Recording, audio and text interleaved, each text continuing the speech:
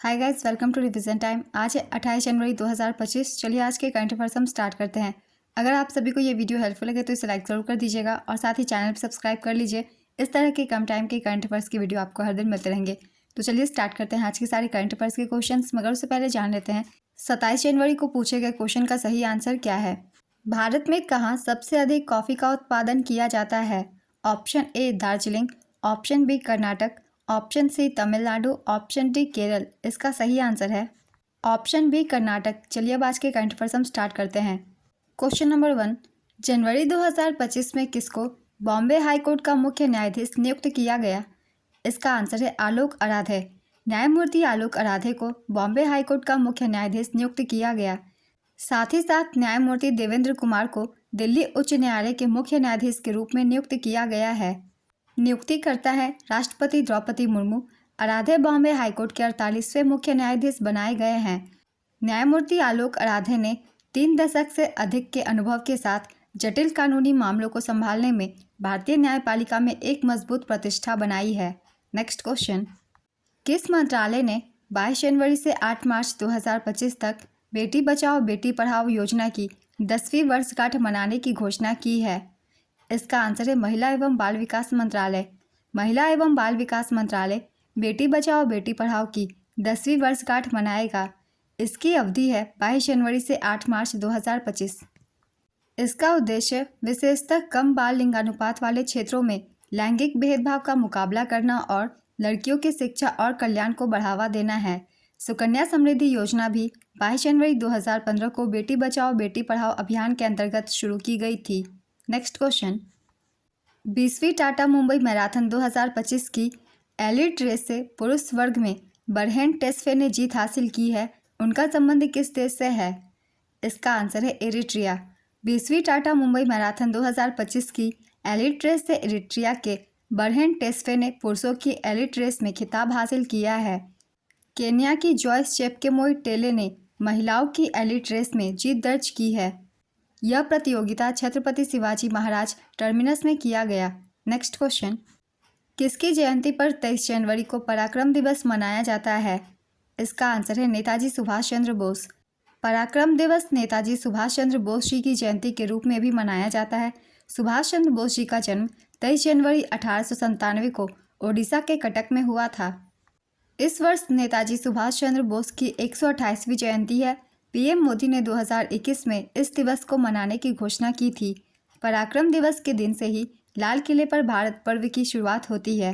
संस्कृति मंत्रालय द्वारा ओडिशा के कटक में 3 दिवसीय कार्यक्रम आयोजित किया गया। इस कार्यक्रम का उद्घाटन ओडिशा के मुख्यमंत्री मोहन चरण मांझी ने किया। नेक्स्ट क्वेश्चन, पाकिस्तानी उपग्रह PRSC EO-1 को किस देश की मदद से अंतरिक्ष में प्रक्षेपित किया गया है? इसका आंसर है चीन। चीन ने लॉन्ग मार्च 2D रॉकेट का उपयोग करके पाकिस्तान के PRSC EO-1 उपग्रह को सफलतापूर्वक लॉन्च किया है। इस उपग्रह को लॉन्च करने के लिए चीन ने लॉन्ग मार्च 2D रॉकेट का इस्तेमाल किया था। यह उपग्रह प्राकृतिक संसाधनों की निगरानी और प्रबंधन में मदद करेगा। पाकिस्तान के space and upper atmosphere research commission ने इस उपग्रह को बनाया है। यह उपग्रह पृथ्वी सतह के डेटा और छवियों को इकट्ठा करेगा।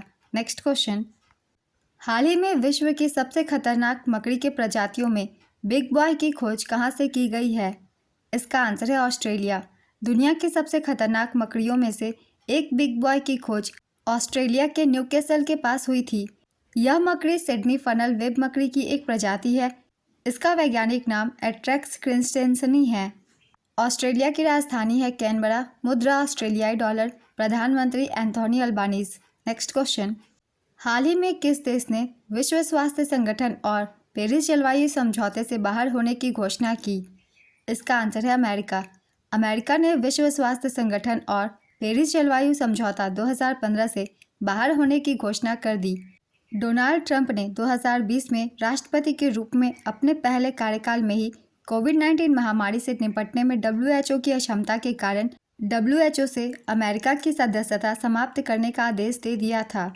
लेकिन प्रक्रिया पूरी होने से पहले ही वे अगला राष्ट्रपति चुनाव हार गए और जो बाइडेन की सरकार ने इस आदेश को निरस्त कर दिया था।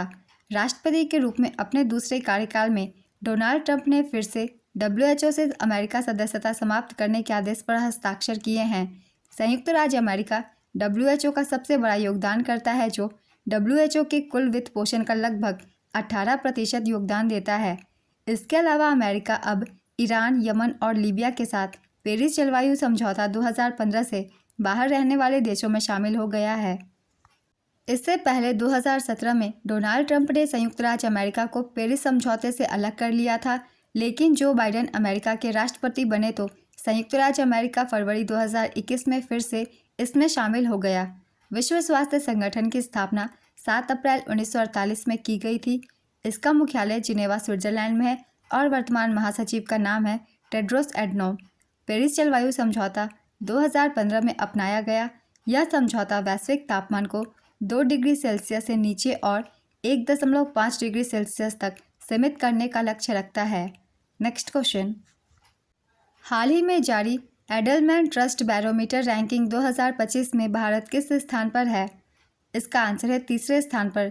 एडलमैन ट्रस्ट बैरोमीटर रैंकिंग 2025 शीर्ष 3 देश है, चीन, इंडोनेशिया और भारत। भारतीय मूल की कंपनियों में विश्वास के मामले में भारत 13वें स्थान पर है, जबकि कनाडा, जापान और जर्मनी इस श्रेणी में शीर्ष पर है। नेक्स्ट क्वेश्चन, जनवरी 2025 में कौन सा देश ब्रिक्स का भागीदार देश बना? इसका आंसर है नाइजीरिया। नाइजीरिया ब्रिक्स भागीदार देश बन गया है। Nigeria Belarus, Bolivia, Cuba, Kazakhstan, Malaysia, Thailand, Uganda और उज्बेकिस्तान के साथ ब्रिक्स का 9वां भागीदार देश बन गया है। नाइजीरिया दुनिया का 6ठा सबसे अधिक आबादी वाला देश है और अफ्रीका में सबसे अधिक आबादी वाला देश है। ब्रिक्स की स्थापना 2006 में की गई थी। इसका पहला सम्मेलन 2009 में रूस में आयोजित किया गया था। वर्तमान में सदस्य देशों की संख्या है 10। 10वां देश इंडोनेशिया बना था। नेक्स्ट क्वेश्चन, हाल ही में कहाँ पर तीसरा राष्ट्रीय खनन मंत्रियों का सम्मेलन आयोजित किया गया? इसका आंसर है कोणार्क, ओडिशा। तीसरा राष्ट्रीय खनन मंत्रियों का सम्मेलन ओडिशा के कोणार्क में संपन्न हुआ। 20 से 21 जनवरी 2025 तक इसका आयोजन किया गया। इस आयोजन के उद्घाटनकर्ता थे जी किशन रेड्डी, केंद्रीय कोयला और खान मंत्री। मुख्य अतिथि थे मोहन चरण मांझी, ओडिशा के मुख्यमंत्री। इस सम्मेलन में महत्वपूर्ण खनिजों के खनन पर ध्यान केंद्रित किया गया।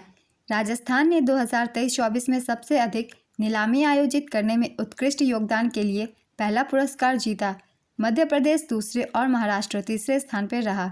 नेक्स्ट क्वेश्चन, जनवरी 2025 में ASI पुरातत्वविदों को कहां पर 1200 साल पुराना बौद्ध मठ मिला? इसका आंसर है ओडिशा। ASI पुरातत्वविदों को 1200 साल पुराना बौद्ध मठ मिला है। रत्नागिरी बौद्ध स्थल, जाजपुर जिला, ओडिशा में ये मिला। उत्खनन के दौरान एक बौद्ध मठ परिसर, भगवान बुद्ध की पत्थर की मूर्तियाँ, मन्नत स्तूप, उत्कीर्ण पत्थर, मिट्टी के बर्तन, मनके, पत्थर के खंभे और एक प्राचीन ईंट की दीवार की खोज की गई। इस स्थल पर एक उल्लेखनीय 5 फुट की अखंड हाथी की मूर्ति भी मिली है। इस स्थल पर एक विशाल बुद्ध का सिर और बौद्ध देवताओं की मूर्तिकला के टुकड़े भी मिले हैं। उत्खनन दिसंबर 2024 में शुरू किया गया था और इसकी देखरेख ASI के उप अधीक्षक प्रज्ञापति प्रधान ने की थी। नेक्स्ट क्वेश्चन, हाल ही में किस फाइनेंस कंपनी ने महाकुंभ में मुफ्त लॉकर सुविधा शुरू किया? इसका आंसर है मुथूट फाइनेंस। मुथूट फाइनेंस ने महाकुंभ प्रयागराज 2025 में मुफ्त लॉकर सुविधा शुरू की। मुथूट फाइनेंस ने श्रद्धालुओं के लिए मजबूत सुरक्षा सुविधाओं के साथ मुफ्त लॉकर सुविधा विश्वास की तिजोरी की शुरुआत की। इस पहल में ऊनी कंबल, रैन बसेरा सुविधा, पर्यावरण अनुकूल कैरी बैग और रिसाव रोधी जेरी कैन जैसी अन्य निःशुल्क सेवाएं भी शामिल है। इस सुविधा का उद्देश्य कुंभ मेले में आने वाले लाखों श्रद्धालुओं की सुविधा और सुरक्षा को बढ़ाना है। आज के करंट अफेयर्स के सारे क्वेश्चंस कंप्लीट होते हैं। चलिए अब आज का क्वेश्चन देखते हैं क्या है। सुकन्या समृद्धि योजना की शुरुआत कब हुई थी? ऑप्शन ए 14 अगस्त 2014, ऑप्शन बी 2 अक्टूबर 2015, ऑप्शन सी 16 जनवरी 2015, ऑप्शन डी 22 जनवरी 2015। अपना आंसर गेस कीजिए या फिर कमेंट बॉक्स में दीजिए। अगर आप सभी को ये करंट अफेयर्स की वीडियो हेल्पफुल लग रही है तो इसे लाइक ज़रूर कर दीजिएगा और इस तरीके की और भी वीडियो के लिए चैनल भी ज़रूर सब्सक्राइब कर लीजिए। फिर मिलते हैं अगली वीडियो के साथ। आप सभी को थैंक यू।